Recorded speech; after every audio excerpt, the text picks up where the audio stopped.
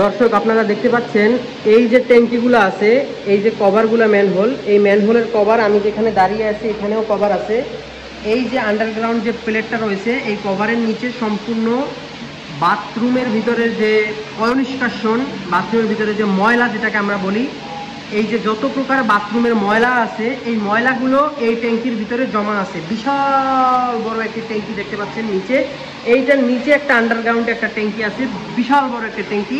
এই ট্যাঙ্কির ভিতরে বাথরুমের যত প্রকার ময়লা আছে, প্রস্রাব পায়খানা থেকে শুরু করে সব কিছু এটার ভিতরে জমা হয়, পাইপের মাধ্যমে এসে এটার ভিতরে জমা হয়।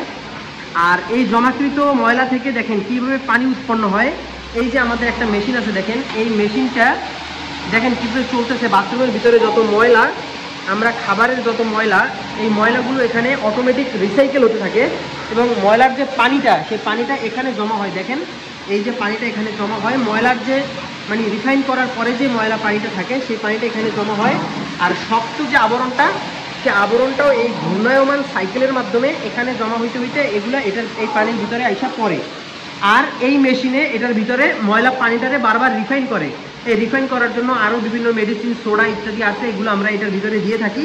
আর তারপরে এই যে বাথরুমের ভিতরের যে আমি বললাম যে ময়লা আবর্জনা ইত্যাদি থাকে, বাথরুমের যত প্রকার ময়লা, প্রস্রাব পায়খানা থেকে শুরু করে যত কিছু আছে, বাথরুমের যত ময়লা, গোসলের ময়লা, হাঁড়ি পাতিল ধোয়ার ময়লা, তারপরে বাথরুমের প্রস্রাব পায়খানার ময়লা, সব তো এখানে জমা আছে।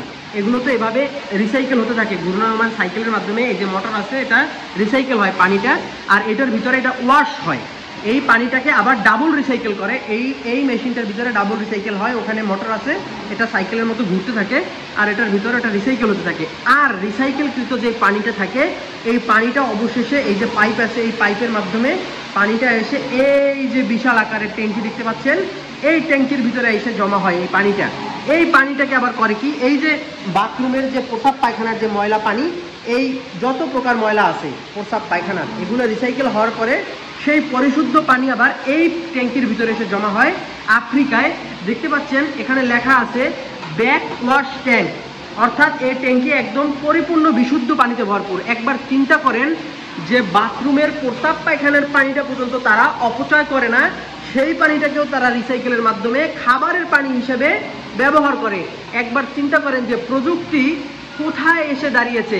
এটা কিন্তু সম্পূর্ণ কারেন্টের মাধ্যমে চলে। দেখতে পাচ্ছেন কারেন্টের বোর্ড, এখানেও বিভিন্ন সার্কিটের বোর্ড রয়েছে দেখতে পাচ্ছেন। এটা কিন্তু যেন তেন কথা না, একটা বিশাল কারবার। আমি মানে এই যে দেখেন এটার ভিতরে বিভিন্ন মেডিসিন আছে, এই যে আমি আপনাদের যদি খুলে দেখাই, দেখতে পাচ্ছেন এই দেখেন এই মেডিসিনগুলো এই ওয়াশের ভিতরে দেওয়া হয়। এই যে বিভিন্ন সোডা, লবণ ইত্যাদি আছে, এইগুলার ভিতরে দেওয়া হয়। এই যে ফিল্টারের মুখ আছে, ওই যে ফিল্টারের মুখ, এই ফিল্টারের মুখ থেকে দেওয়া হয় আর এটার ভিতরে ওয়াশ হতে থাকে। আর যে ময়লাটা আছে সেই ময়লাটা এটার মাধ্যমে এইটার ভিতরে এসে জমা হয়। একেবারে রিসাইকেল যখন শেষ পর্যায়ে তখন এইসব ময়লাটা এখানে জমা হয় আর বিশুদ্ধ পানিটা দ্বিতীয় ভাগে এখানে রিসাইকেল হয়। রিসাইকেল হওয়ার পরে পাইপের মাধ্যমে সেই পানিটা এইটার ভিতরে এসে জমা হয়ে খাওয়ার পানি হিসেবে পরিণত হয়। একবার চিন্তা করেন যে প্রযুক্তি কোথায় এসে দাঁড়িয়েছে, যে বাথরুমের প্রস্রাব পায়খানার পানিও মানুষ খাওয়ার পানি হিসেবে ব্যবহার করে, একদম বিশুদ্ধ পানি হিসেবে। একবার চিন্তা করেন। ভিডিওটি যদি ভালো লেগে থাকে অবশ্যই আমাকে লাইক, কমেন্ট, শেয়ার দিয়ে পাশে থাকবেন এবং আমার চ্যানেলটি সাবস্ক্রাইব করে দিবেন। ইউটিউব থেকে দেখে থাকলে আমার পেজটি ফলো দিয়ে পাশেই থাকুন। ধন্যবাদ সকলকে। আসসালামু আলাইকুম।